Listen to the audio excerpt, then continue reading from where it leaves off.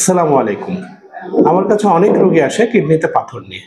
কিডনিতে পাথর সাধারণত রোগীরা কোমরের দুপাশে তীব্র ব্যথা নিয়ে প্রেজেন্ট করে এবং কিডনিতে পাথর নিয়ে আসলে আমরা রোগীকে ১টা থেকে ২টা টেস্ট করি, যেমন আল্ট্রাসোনোগ্রাম এবং এক্স-রে কিউবি।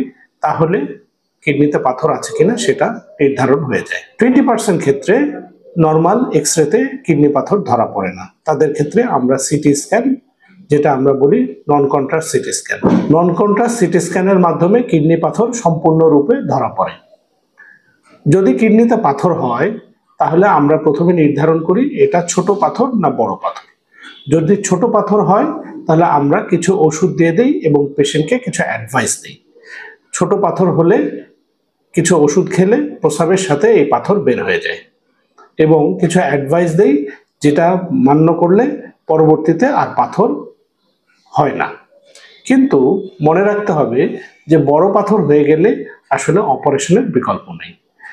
কিডনি পাথর বের করার যতগুলো পদ্ধতি আছে, যেমন কেটে, ফুটা করে, কিংবা RIRS, কিংবা ESWL, এই যে পদ্ধতিগুলো আছে তার মধ্যে সবচেয়ে ইফেক্টিভ পদ্ধতি হচ্ছে PCNL।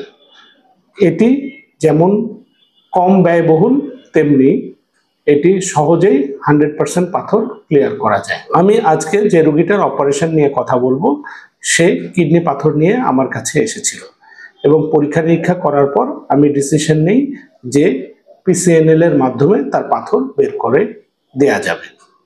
এটি খুবই সহজ পদ্ধতি এবং পেশেন্ট খুব বেশি কষ্ট পায় না। সাধারণত হাসপাতালে 2 দিন ভর্তি থাকতে হয় এবং 2 দিন পরে রোগী বাসায় চলে যেতে পারে। আমরা PCNL-এ কি করি? আমরা PCNL-এ রোগীর পিঠে একটি কলমের মতো ফুটা করে কিডনিতে একটি নেফ্রোস্কোপ বা একটি যন্ত্র ঢুকিয়ে দেই, যেটির মাধ্যমে আমরা পাথর দেখতে পারি এবং এই পাথরটিকে টুকরা টুকরা করে আমরা বের করে আনি। পাথরটি বের করার পর আমরা আবার সিয়ামের মাধ্যমে এই পাথর আছে কিনা সেটা পরীক্ষা করি, যে কোনো অবশিষ্ট টুকরা আছে কিনা। অনেক রোগী বলে থাকে যে কিডনিতে ফুটা করে পাথর বের করলে পাথর থেকে যায়। এটি আসলে সম্পূর্ণ ভুল ধারণা, কারণ আমরা পাথর ম্যাগনিফাই করে যেমন নেফ্রোস্কোপের মাধ্যমে দেখতে পারি, 10 টাইমস ম্যাগনিফাই হয়, ফলে ছোট ছোট টুকরাও থাকার কোনো সম্ভাবনা থাকে না। আবার আমরা সিয়াম দিয়ে বা স্পেশাল এক ধরনের এক্স-রে মেশিন, সেটা দিয়ে আমরা PCNL এর শেষে আমরা চেক করি যে কোনো পাথরের কণা আছে কিনা।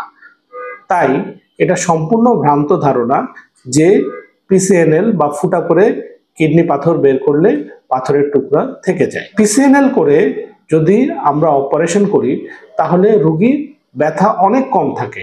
একটি কেটে করলে কিডনিতে যে পরিমাণ ক্ষতি হয়, একটি PCNL-এ কিডনি টিস্যু তেমন ক্ষতি হয় না, ফলে কিডনি প্রায় অক্ষত থাকে এবং এটি পরবর্তীতে কিডনি ফাংশনে কোনো সমস্যা হয় না। তাই মনে রাখতে হবে PCNL কিডনি পাথর কেটে বের করার চেয়ে অনেক আধুনিক পদ্ধতি এবং এটিতে তুলনামূলক কম ব্যথা হয় এবং পরবর্তীতে ভারী কাজ কিংবা অন্য স্বাভাবিক কাজ করতে রোগীর কোনো বেগ পেতে হয় না।